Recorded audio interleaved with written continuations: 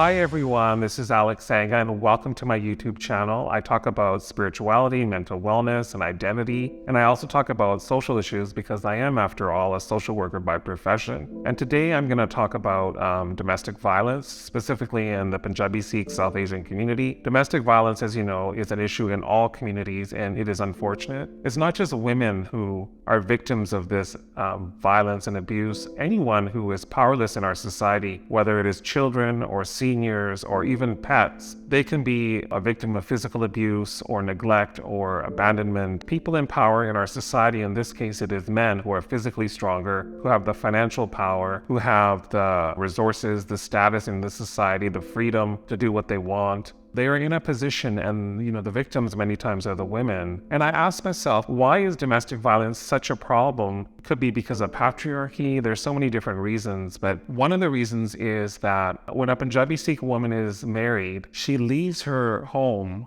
and she goes to live with the groom and the groom's family. And a lot of times, if she's a victim of domestic violence in that home, she does not get the support that she needs to stay safe from her in-laws. One solution that I would propose is that, when someone in our family gets married, the bride brings the groom to live with the bride's family. And this way, the bride will have her own family to support her if she's in a difficult situation. If they are not capable of living with their in-laws, then the bride and the groom should have their own home. And this actually also provides a layer of protection for the bride, because she could always get a restraining order if she is a victim of violence, and the husband could be asked to leave the home at any given time, and she would not have to leave the home. So there's that, and she could always stay there with her children. So that is another solution. And the other thing that I think is a problem is the lack of access that women have to finances within the family. I would say that, inheritance, when it comes to inheritance, men and women and children should have equal access to inheritance from their parents. It should not all go to the son or to the male children. Women also are equally deserving, and they should also have equal access to inheritance. And I think it's not just inheritance, it's also land and property division. This is very important in India and many South Asian countries. So they also need to have equal access to land and property division, as well as inheritance. And the other thing is the practice of dowry needs to be completely abolished. Can you imagine that the father of the bride has to pay money to marry off his daughter to the groom and the groom's family? I mean, this is a type of financial transactional thing for a marriage, which is a type of trafficking, I feel. It's just wrong. And it sets up the bride for a very dangerous situation where the groom's family could be asking for more and more money. And dowry is still practiced in many parts of the world and in some cultures. That is one thing that I think needs to be totally abolished, is dowry. And it is moving in that direction now. In India and around the world, people are moving in that direction, but still many people practice it. The other thing is the father of the bride should not be expected to disproportionately pay for the wedding. Now, I realize that, the men's side of the family pays for the reception, and, the father of the bride pays for the wedding and other aspects of the wedding. But really, people need to realize which family has the more financial resources, and they should be contributed in that way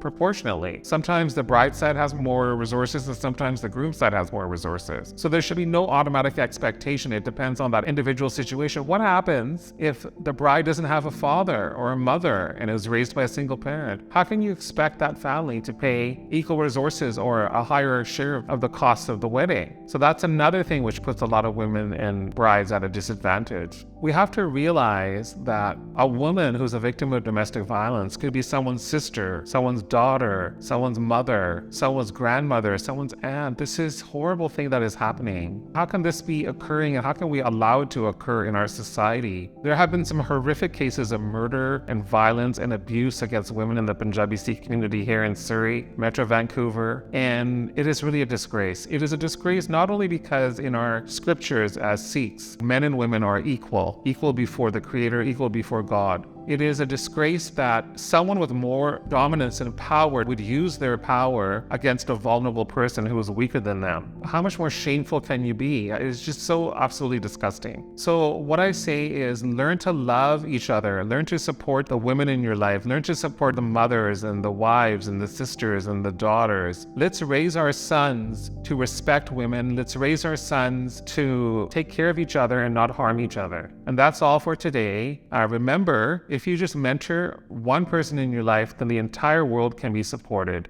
Thank you. Bye-bye.